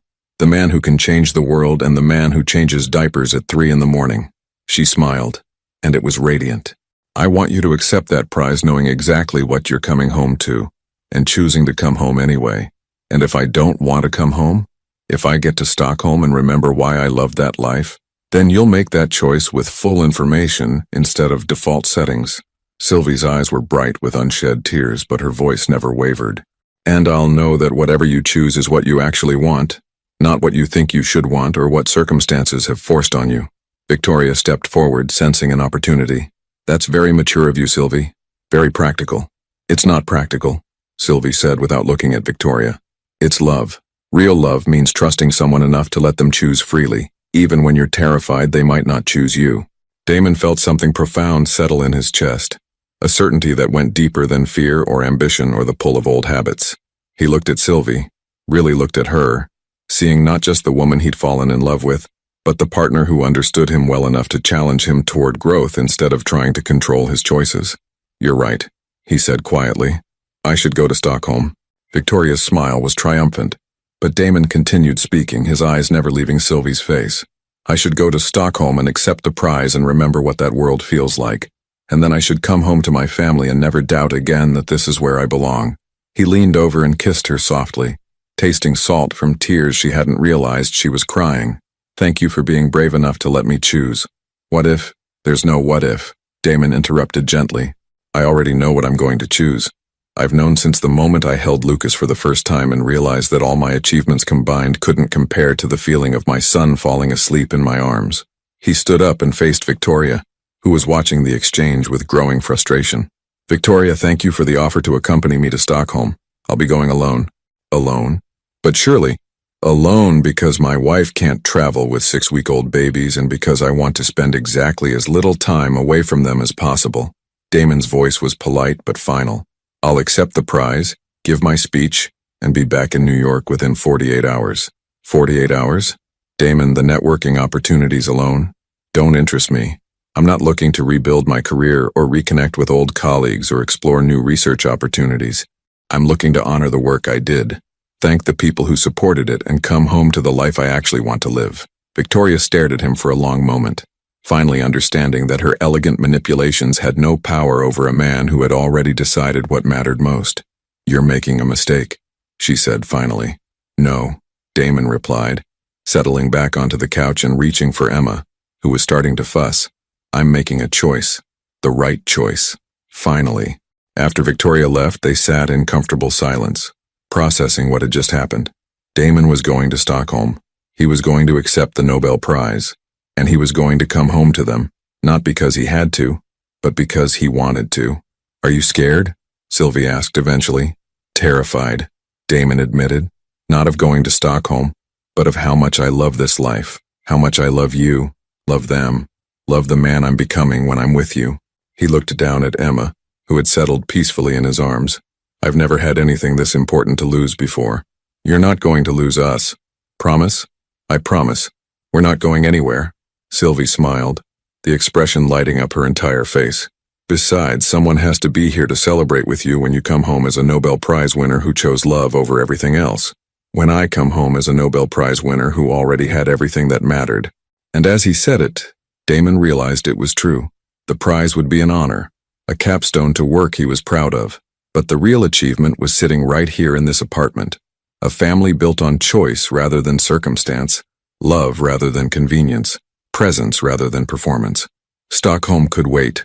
This moment was perfect exactly as it was. Ad of proof.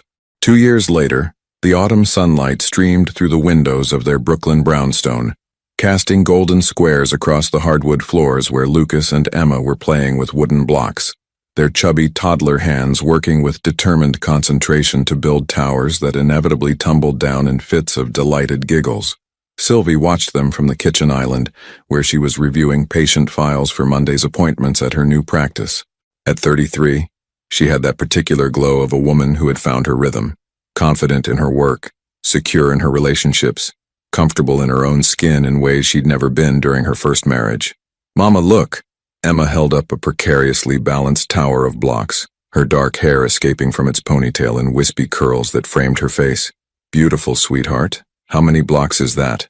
4, Emma announced proudly, though Sylvie counted at least 6.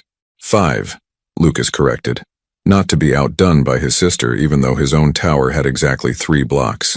You're both brilliant mathematicians, Damon said, emerging from his home office with laptop in hand and that slightly disheveled look that meant he'd been deep in research mode.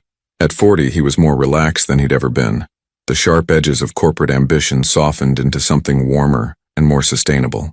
How's the paper coming? Sylvie asked, making room for him at the island. Almost finished. Dr. Kim thinks we might have breakthrough results on the pediatric neurological protocols.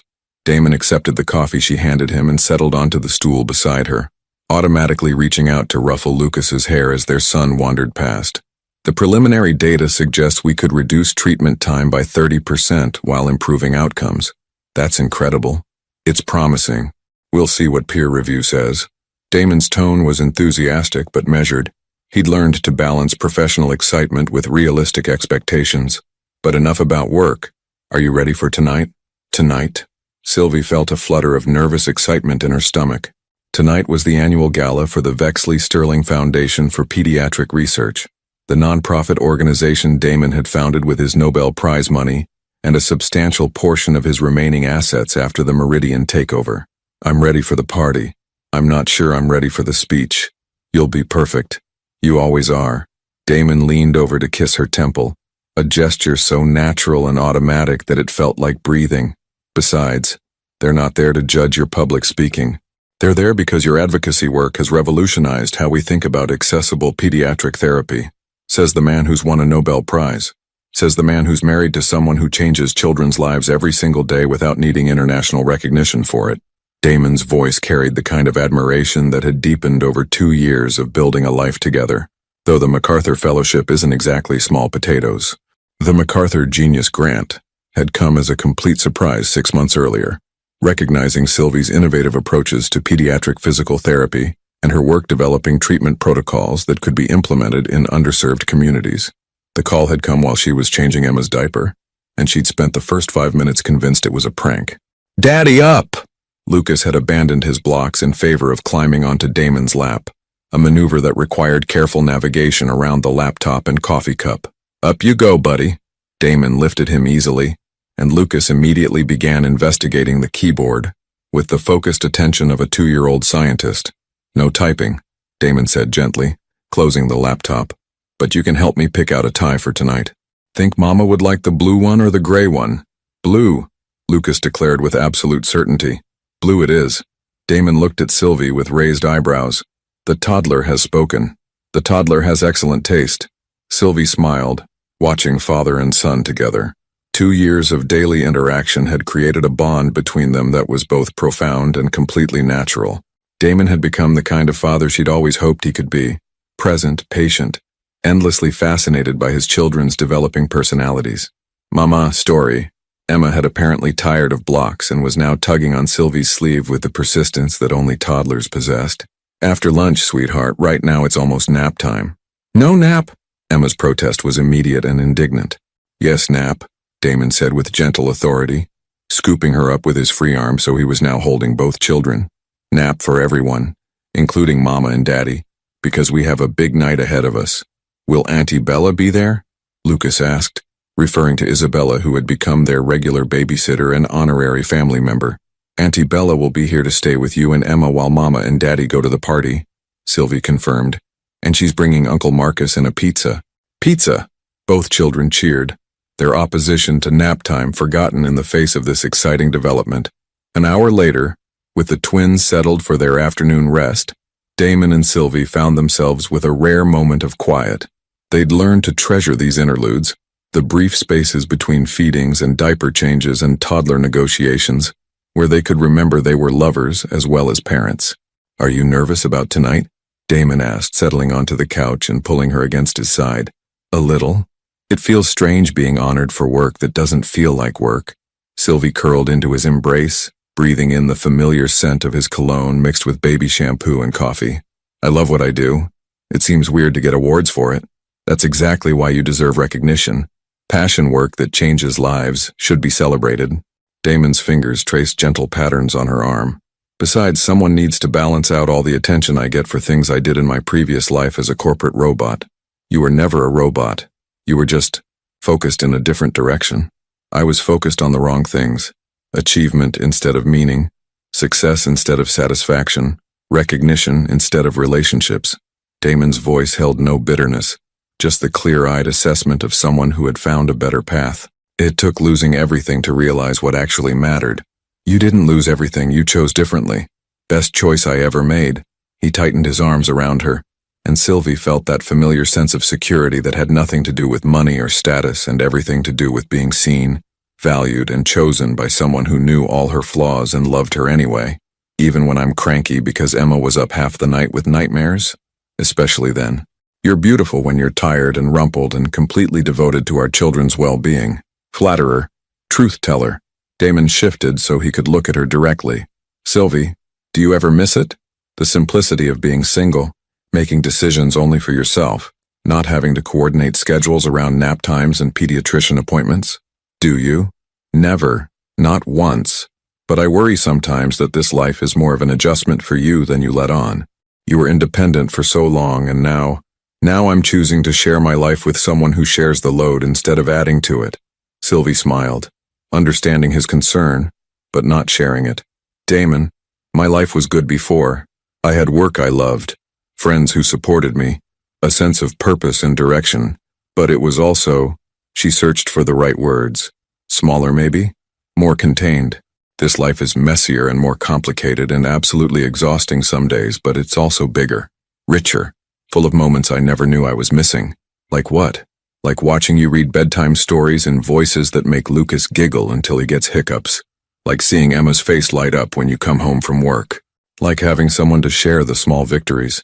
When she takes her first steps, or when he says a new word, or when they both sleep through the night for the first time in weeks. The small victories are the best ones. They are. And I never had anyone to share them with before. Sylvie traced the line of his jaw with gentle fingers. I don't miss being single, Damon. I miss some of the freedom sometimes, but I don't miss the loneliness of experiencing everything alone. They sat in comfortable silence, processing the weight of how much their lives had changed.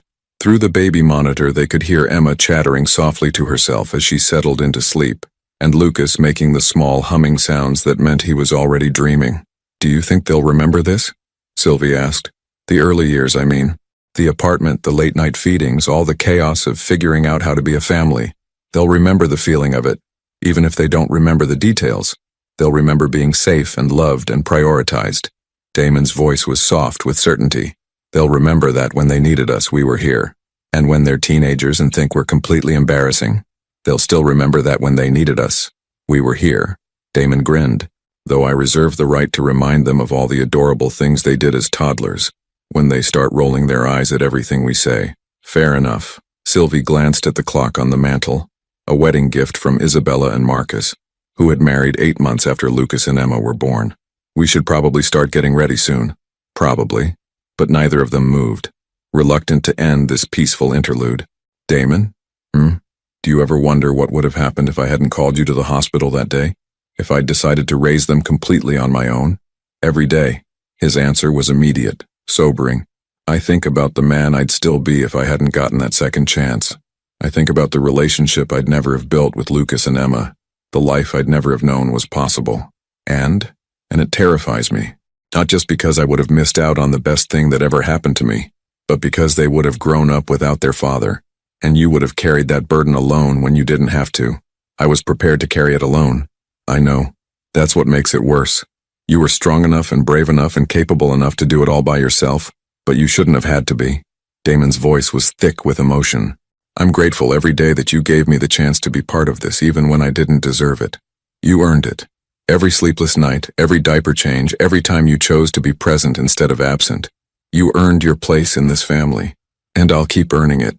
Every day for the rest of my life. From upstairs came the sound of Isabella's key in the front door, followed by Marcus's laugh and the rustle of pizza boxes. Looks like our babysitters have arrived, Sylvie said, reluctantly extricating herself from Damon's embrace. Time to go be honored for changing the world. Time to go celebrate work we love with people who support it, then come home to the family that matters most. Sylvie stood and extended her hand to him, ready to face the world as the power couple who chose love over everything else. Ready. Damon took her hand and pulled himself up, then surprised her by spinning her around in a spontaneous dance move that made her laugh. Though I should mention, I already think we won the biggest prize there is, which is this. All of this. The chaos and the laughter and the midnight feedings and the terrible toddler singing and the moments like this when it's just us and everything is exactly as it should be. As they headed upstairs to get ready for their evening, Sylvie felt that familiar surge of gratitude for the complicated journey that had brought them here. It hadn't been a straight path. There had been mistakes and misunderstandings, pride and fear, moments when love hadn't felt like enough to bridge the gaps between who they were and who they needed to become, but they had chosen to grow, chosen to trust, chosen to build something together that was stronger than either of them alone. They had chosen to believe that love was an action as much as a feeling, a daily decision to show up for each other even when it was difficult. And now, 2 years later, getting dressed for a gala where they would be celebrated for work they were passionate about, preparing to come home to children who were healthy and happy and secure in their love, Sylvie knew that every difficult moment had been worth it. Because some stories don't end with the wedding or the dramatic reconciliation or the grand romantic gesture. Some stories end with the quiet triumph of building a life that sustains love over time, of choosing partnership over independence, of discovering that the real adventure isn't falling in love. It's staying in love when the everyday moments require as much courage as the extraordinary ones. Tonight they would be honored for their professional achievements, but their greatest success was sleeping peacefully upstairs, dreaming toddler dreams in a house filled with love. And that was a prize worth more than any recognition the world could offer. Would you have made the same choice Damon made, giving up everything for love? Your participation means a lot to the channel. Please share your thoughts in the comments. Thank you for watching. If you enjoyed the story, please subscribe to our channel and leave a comment below letting us know what you thought. Your feedback and support mean a lot to us. Stay tuned for more exciting stories.